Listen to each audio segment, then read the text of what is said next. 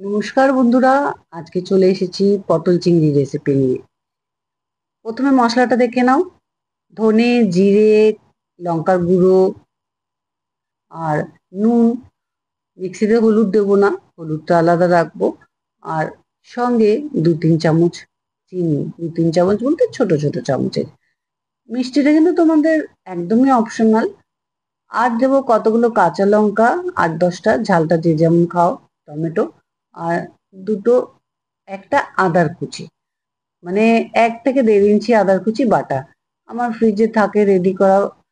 আর সঙ্গে দিয়ে দেবো 2 চামচ টক দই। মিক্সচার গ্রাইন্ডারে ঘুরিয়ে মিক্সিতে পেস্টটা করে রেখে দিলাম। আর এদিকে চিংড়ি মাছটাতে নুন হলুদ মাখিয়ে নিয়েছিলাম। পটল আর আলু ডুমো ডুমো করে কেটে নিয়েছি। এবার পটলটা আলাদা করে একটা ফ্রাই প্যানে কড়াইতে বসিয়ে দিলাম ভাজা হতে, কারণ এটা ভাজা হতে একটু সময় নেয়। অল্প করে তেল দিয়েছি, কারণ স্টেপ বাই স্টেপ তেল দিতে হবে কড়াইতে।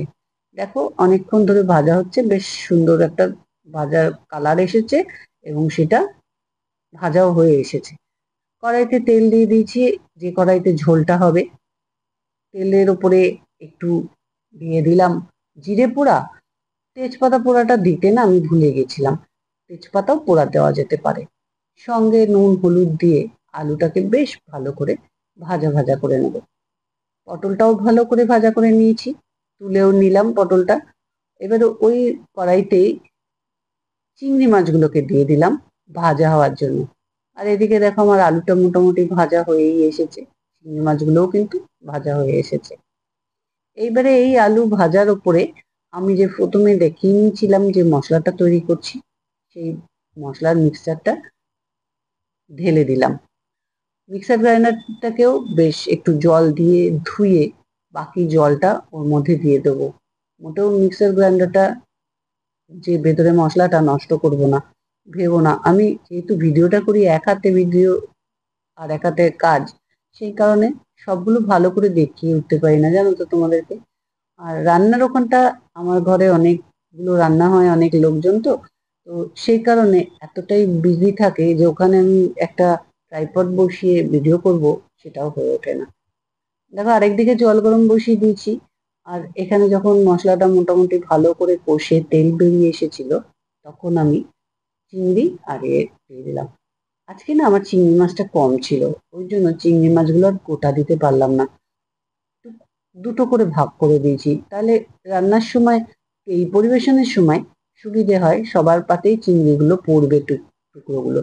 আর যদি গোটা দিয়ে দিতাম তাহলে হয়তো কাউর পাতে বেশি চলে যেত, কাউর পাতে যেতই না। সেই কারণে চিংড়িগুলো টুকরো করে দিয়েছি একটু। ছোট চিংড়ি ছিল, টুকরো না করলেও চলতো।